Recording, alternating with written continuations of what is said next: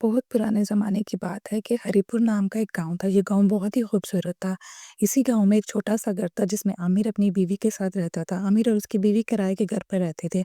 आमिर बहुत सुस्त और कोई काम नहीं करता था, सारा दिन सोया रहता था और उसकी बीवी बहुत परेशान थी। आमिर सारा दिन सोया रहता और रात को जाकर शराब पीता था।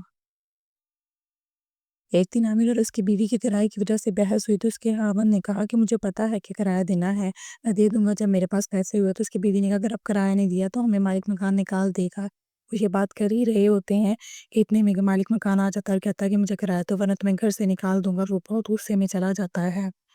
इसी गाँव में एक बुढ़िया थी जो बहुत गरीब थी, लोगों के घर जाकर माँगती मगर लोग उसे कहते कल आना और वो मायूस होकर वहाँ से चली जाती थी। और कोई उसको खाने को नहीं देता था। ये सब इसी तरह चलता रहा। वो हर किसी के दरवाज़े पर जाती और इनकार सुनती और वापस आ जाती।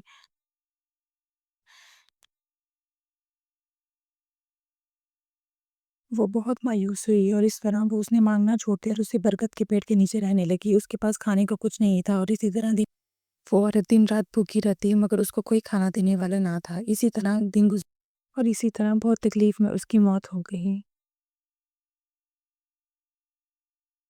और फिर कुछ दिन गुज़रे।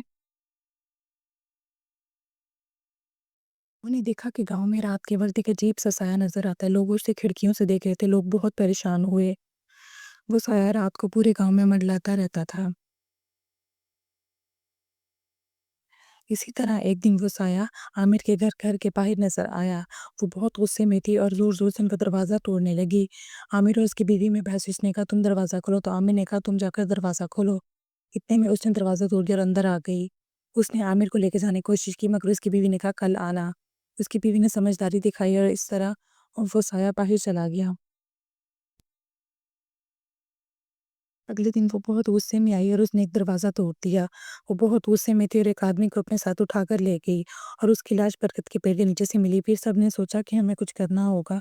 हमें इस अपने हर दरवाजे की पाई लिखना होगा, कल ना आना। सबने इसी तरह अपने दरवाजे के बाहर लिख दिया कल आना। गाँव में हर घर के बाहर यही लिखा हुआ नज़र आया कल आना।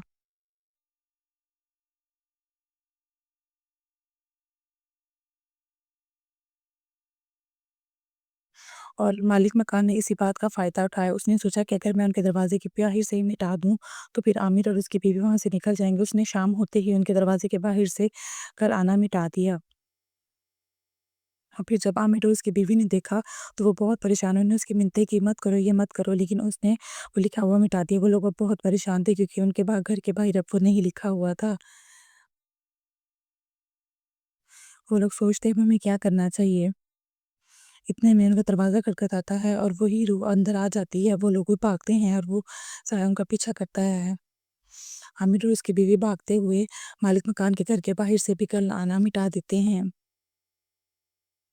मालिक मकान ये देखकर बहुत परेशान होते हैं, उनकी मिन्नतें करते हैं, "ना मिटाओ, मैं तुम लोगों का किराया माफ़ कर दूँगा, मैं अब किराया नहीं माँगूँगा।" मगर अब वो मिटा देते हैं। अब हर कोई एक-दूसरे के घर के बाहर से इस तरह मिटाता रहता है। इसी तरह करके रात गुज़र जाती है। अगले दिन सब सोचते हैं हमें कुछ करना होगा। वो लोग उसी बरगद के पेड़ के नीचे खाना ल इकट्ठा करते हैं। अब सब खाने के पास बैठे होते हैं और उस साये का इंतज़ार करते हैं। कुछ देर बाद वो साया नज़र आता है, वो बहुत खुश होते हैं, सब उससे माफ़ी माँगते हैं और कहते हैं तुम जितना चाहो तुम खा सकती हो। जिस पर वो खाना खाना शुरू कर देती है और कहती है कि मैंने सिर्फ़ खाना माँगा था और तुम लोगों ने मेरा क्या हाल कर दिया। और इसी तरह खाना खाकर वो गायब हो जाती है और आहिस्ता-आहिस्ता वहाँ पर धूल बन जाती है और फिर अचानक से वही बुढ़िया नज़र आती है। वो कहती है मैंने तुम सबसे सिर्फ़ खाना माँगा था, अगर आज के बाद कोई भूखा रहा तो मैं फिर वापस आऊँगी।